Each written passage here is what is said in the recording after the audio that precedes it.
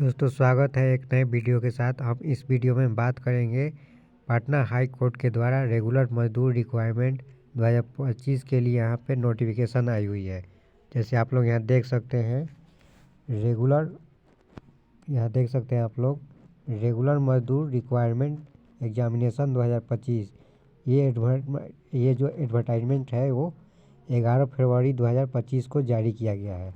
इसमें date of online application 17 फरवरी 2025 से start हो गया है। यहाँ पे देख सकते हैं आप, यहाँ पे देखिए, यहाँ पे 17 फरवरी दिया हुआ है। 17 फरवरी 2025 से आपका date of online application start हो चुका है। इसका लास्ट डेट है आपका 18 मार्च 2025। यानी ये जो फॉर्म भरने का जो प्रक्रिया है वो लगभग 1 महीने तक चलेगा। Last date of making online fee payment कितना है, तो इसका 20 मार्च 2025 डेट रखा हुआ है। ठीक है दोस्तों, ये जो नोटिफिकेशन आया है ग्रुप सी पोस्ट के लिए, यानी ये ग्रुप डी से ऊपर लेवल का ये जॉब है। यानी कि ये जो जॉब है ये बहुत ही अच्छी लेवल का जॉब है। सिर्फ इसका नाम क्या है, मजदूर रिक्वायरमेंट एग्जामिनेशन, लेकिन इनका ग्रुप सी पोस्ट पे ये जो वैकेंसी आई है ग्रुप सी पोस्ट के लिए आई है। यहीं पे अगर पेमेंट का बात करते हैं तो इसमें पेमेंट जो है 14,800 से 40,300 तक रहने वाली है। यानी कि ये जो नोटिफिकेशन है, ये जो आपका एग्ज़ाम होने वाला है ये बहुत ही सही लेवल का है। ठीक है दोस्तों, चलिए हम आगे चलते हैं, देखते हैं आगे क्या है। देखिए यहाँ पे पोस्ट डिटेल दिया हुआ है। टोटल अनरिजर्व के लिए कितना सीट है, तो 74 सीट है यहाँ पे। आप यहाँ देखिए 74 सीट यहाँ है, और महिलाओं के लिए 24 सीट यहाँ पे रखा हुआ है। वहीं अनुसूचित जाति एससी का बात करें तो इसमें टोटल पोस्ट 27 है, और महिलाओं के लिए 10 सीट यहाँ पे आरक्षण के लिए रखा हुआ है। अनुसूचित जनजाति के लिए यहाँ पे 2 सीट है, महिलाओं के लिए एक भी सीट खाली नहीं है। अत्यंत पिछड़ा ईबीसी का बात करते हैं तो यहाँ 31 सीट है पुरुषों का, और 11 सीट महिलाओं के लिए है। पिछड़ा वर्ग बीसी की बात करें तो यहाँ 20 सीट पुरुषों के लिए है, और 7 सीट जो है यहाँ पे महिलाओं के लिए रखा हुआ है। आर्थिक रूप से कमज़ोर यानी ईडब्ल्यूएस की बात करें यहाँ पे, तो यहाँ पे भी पुरुषों के लिए 17 सीट है, और महिलाओं के लिए यहाँ पे 5 सीटें हैं। कुल पद की बात करें तो कुल पद जो है 171 होने वाला है, और 7 पद जो है हैंडीकैप के लिए आरक्षित रखा हुआ है। ठीक है दोस्तों, आगे चलते हैं, देखते हैं महत्वपूर्ण तिथियां के बारे में हम लोग जान लेते हैं। महत्वपूर्ण तिथियां क्या होने वाली है। ऑनलाइन आवेदन शुरू कब से होगा, तो 17 फरवरी 2025 अभी हम बता चुके हैं।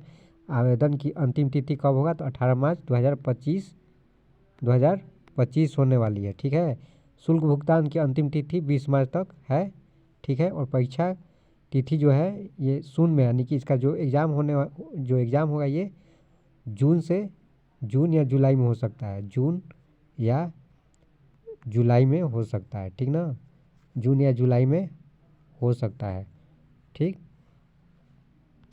आगे बात करते हैं शैक्षिक योग्यता की। आपको क्या क्या यहाँ पे क्वालिफिकेशन होना चाहिए, तो मिनिमम कम से कम आप 8वीं पास है तो इस फॉर्म को भर सकते हैं। और मैक्सिमम क्वालिफिकेशन की बात करें तो इंटरमीडिएट इसका मैक्सिमम क्वालिफिकेशन रखा हुआ है। अगर आप ग्रेजुएट हैं तो इस फॉर्म को नहीं भर सकते हैं।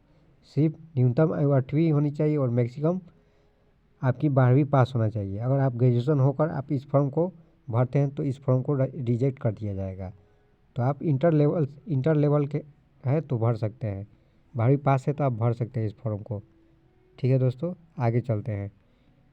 अदर की बात करें, यहाँ पे अदर रिक्वायरमेंट की बात करें तो साइकिल चलाने का ज्ञान होना चाहिए, और जीवन कौशल यानी लाइफ स्किल के बारे में जानकारी यहाँ पे होनी चाहिए। ठीक है दोस्तों, आगे बढ़ते हैं। एज लिमिट की बात करते हैं तो रिजर्व और ईडब्ल्यूएस के लिए, अनरिजर्व और ईडब्ल्यूएस के लिए 37 वर्ष रखा हुआ है, और रिजर्व और ईडब्ल्यूएस के महिलाओं के लिए 40 वर्ष रखा हुआ है। बीसी और ईबीसी का अधिकतम आयु 40 वर्ष होगी। एससी और एसटी पुरुष महिलाओं के लिए 42 वर्ष, और हैंडीकैप्ड लोग हैं उनके लिए 47 वर्ष रखा हुआ है। ठीक है, और यहाँ देखिए विशेष छूट यहाँ पे दिया है। केंद्र सरकार या बिहार सरकार के कर्मचारियों के लिए आयु सीमा में 5 वर्ष की छूट दी जाएगी। ठीक है, आगे बढ़ते हैं। आरक्षण की नीति अब यहाँ देख लेते हैं क्या है। आरक्षण की पॉलिसी क्या क्या है, तो एससी में है तो आपको रिजर्वेशन 16% मिलेगा।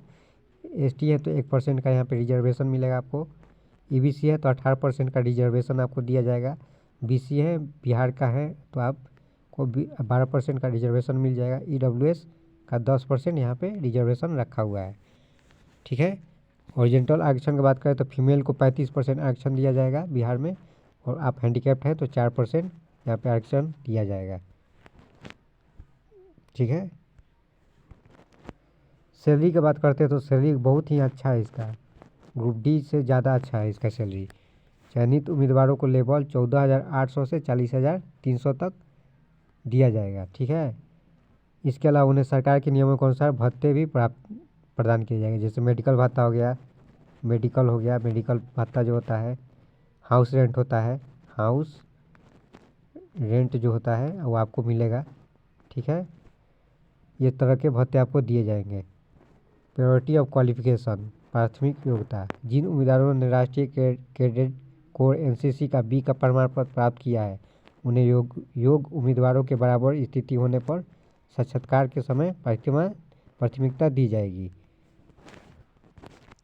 लिखित परीक्षा, आप जान लेते हैं एग्जाम का पैटर्न क्या होगा इसका। तो इसका एग्जाम का पैटर्न जो होगा 100 मार्क्स का होगा, जिसमें आपको जनरल नॉलेज और अवेयरनेस से 20 मार्क्स का यहाँ क्वेश्चन पूछा जाएगा, और बेसिक मैथ 10 मार्क्स का यहाँ पे आएगा, और जनरल हिंदी भी 10 मार्क्स का यहाँ पे पूछा जाएगा, और जनरल इंग्लिश यहाँ 10 मार्क्स का पूछा जाएगा, ठीक है। तो ये कितना हो गया, ये टोटल 50 मार्क्स का ये हो गया।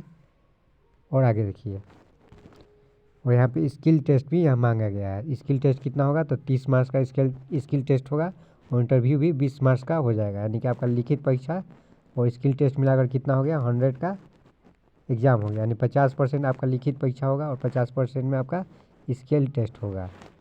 मेरिट कैसे तैयार होगा, तो लिखित परीक्षा और कौशल परीक्षा एवं साक्षात्कार के अंकों के आधार पर ही आपका यहाँ पे मेरिट तैयार होगा, मेरिट बनेगा। रिक्वायरमेंट डॉक्यूमेंट की बात करें कि क्या क्या आपको डॉक्यूमेंट आपको अपने पास रखना है, तो scan copy of recent passport size colour photograph, यानी आपको कलर फोटोग्राफ यहाँ पे आपको रिसेंट पासपोर्ट साइज में होना चाहिए, ठीक है। दूसरा क्या है, सिग्नेचर आपको होना चाहिए, स्कैन सिग्नेचर मांगेगा, देना पड़ेगा। क्लास 8 का अगर मार्कशीट है तो क्लास 8 का मार्कशीट आप लगा सकते हैं, 9 का है तो 9 का लगा सकते हैं, 10 का है तो 10 का भी लगा सकते हैं। यानी मैक्सिमम हम बात कर चुके हैं, मैक्सिमम आपको इंटर तक लगा सकते हैं, इंटर तक लगा सकते हैं, ठीक है। उसके बाद क्या है, मैट्रिकुलेशन में 10 मार्कशीट अगर आपके पास है तो लगा सकते हैं, ठीक है। और मैट्रिकुलेशन का सर्टिफिकेट भी आप लगा सकते हैं, ठीक है। वैलिड आइडेंटिटी प्रूफ आपको चाहिए, रख लेना है।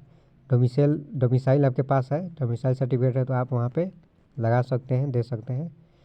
उसके बाद क्या है, तो caste non criminal layer EWS आपका सर्टिफिकेट है तो लगा सकते हैं।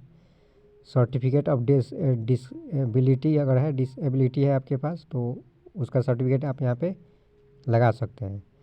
नो ऑब्जेक्शन सर्टिफिकेट, उसके बाद आइडेंटिटी कार्ड और वोटर आईडी कार्ड आपके पास है, आइडेंटिटी कार्ड और पटना हाई कोर्ट और court subordinate digital court application, इस तरह का आपके पास कागजात है तो लगा सकते हैं।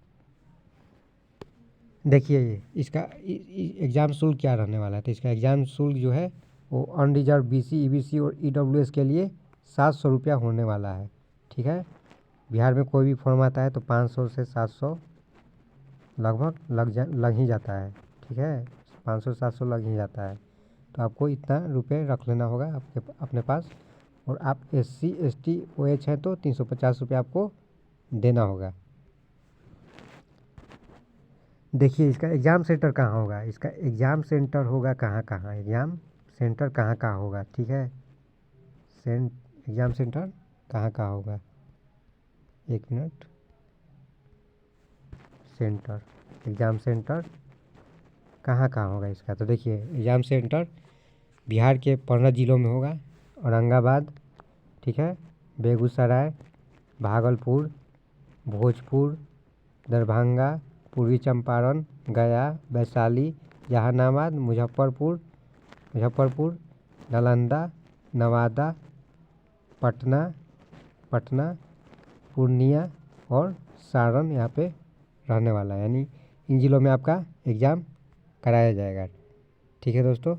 और अभी इस चैनल पर नए हैं तो इस चैनल को ज़रूर सब्सक्राइब कर ले, ताकि कोई भी नोटिफिकेशन आएगा तो सबसे पहले आपके पास पहुंच जाए। ठीक है दोस्तों, चलिए फिर मिलते हैं हम एक नए वीडियो के साथ, तब तक के लिए जय हिंद।